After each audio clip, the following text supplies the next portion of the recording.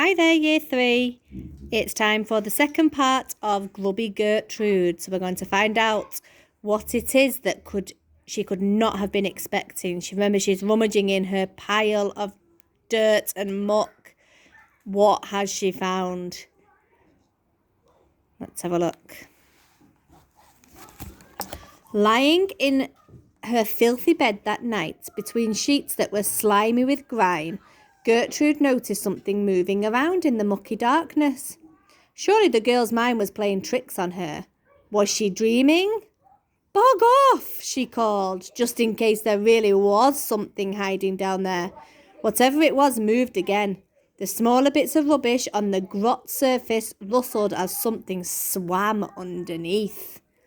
This was no dream, or even nightmare. This was really happening.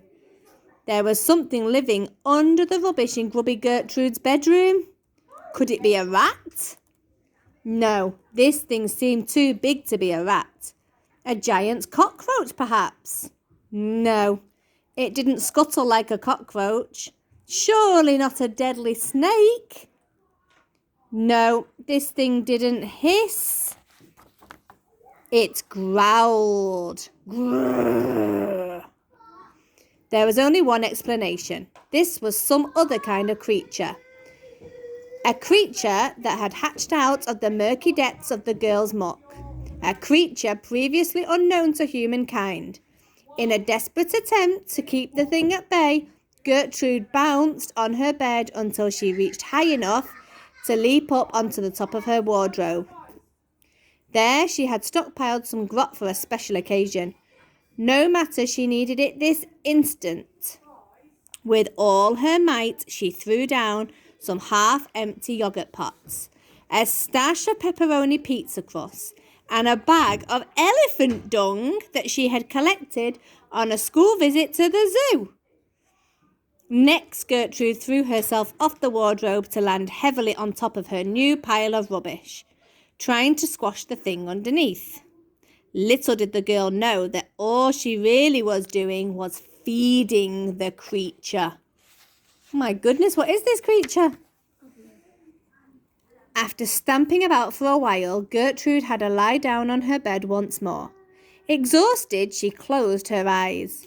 But in that place between awake and asleep, Gertrude heard the growling noise again. Grrr. The girl sat bolt upright in her bed and shouted, "Bog off! Whatever is under there, can you just bog right off?" Her mother must have heard this as she rushed out of the bathroom, her frilly pink dressing gown wafting as she ran. "Gertrude, is everything all right in there, dear?" she called from the other side of the door. "Yeah, just bog off." "No, I will not, you foul-mouthed child. Now tell me, who were you talking to?" demanded Mother. "You! Now bog right off!" Once again, the lady tried to push against the bedroom door. But the mountain of grot was even higher than before, and now it is impossible to open the door at all. Because remember, she's thrown all that stuff down, hasn't she, to make the pile of rubbish even higher. "I want you to tidy your room first thing in the morning," declared Mother. Then she rushed back to the bathroom to try and scrub the last of the rancid chocolate milkshake off her body. In Gertrude's bedroom, there was a distinctive sound of munching. Munch, munch, munch. It sounded as if the creature was devouring everything in sight. Burp. Then, from out of the sea of filth, it finally emerged. What do you think it's going to be? A troll. A troll. Somebody in Birch class thinks it's going to be a troll. Any other ideas? A goblin. A goblin. What do you guys think at home? The rubbish monster! It wasn't that it was a rubbish monster. It was actually terrifying. It was called a rubbish monster because it was made of rubbish. Every part of it was made from something the girl had deposited on her bedroom floor. 2 ears sat atop the monster's head that had once been a pair of Gertrude's pongy socks. Its eyes were a couple of slices of pepperoni from an old furry pizza. The monster's mouth was a mould-encrusted burger. Blech. Its bulging body was made up of everything from soggy PE kit and snotty tissues to sweaty Wellington boots and half-sucked sweets covered in dog hair. Oh my goodness, we're all feeling a bit sick, I think, in Birch class reading this. All bound together by manky plasters. It was a truly monstrous sight, which is what you would expect from a monster. Bog off! Shouted Gertrude. She couldn't believe her eyes. Somehow her rubbish had fused together to create a mutant being. Pacing the girl's bedroom, the monster began scooping up the rest of the mess that Gertrude had dropped on the floor. Sounds terrifying. It might be her dog. It was quick work as the monster's hands were enormous. Each scoop was then stuffed into its mouth.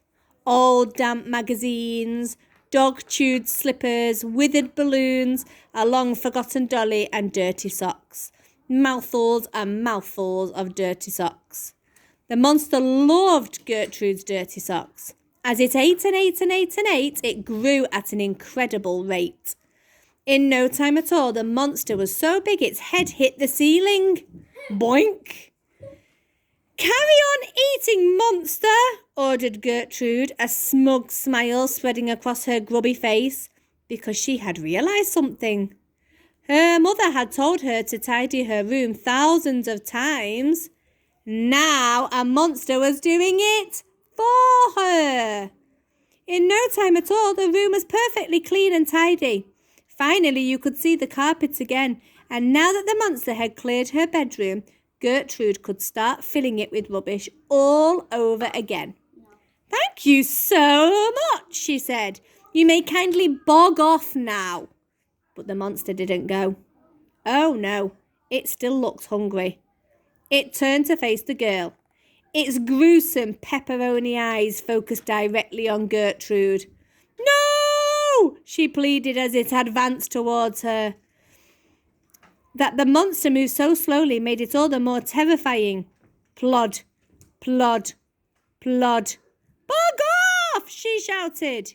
It was too late. The monster picked Gertrude up and swallowed her in one gulp. Burp, burped the monster. Grubby Gertrude had paid the ultimate price for her grubbiness. A monster made from the girl's own muck had devoured her.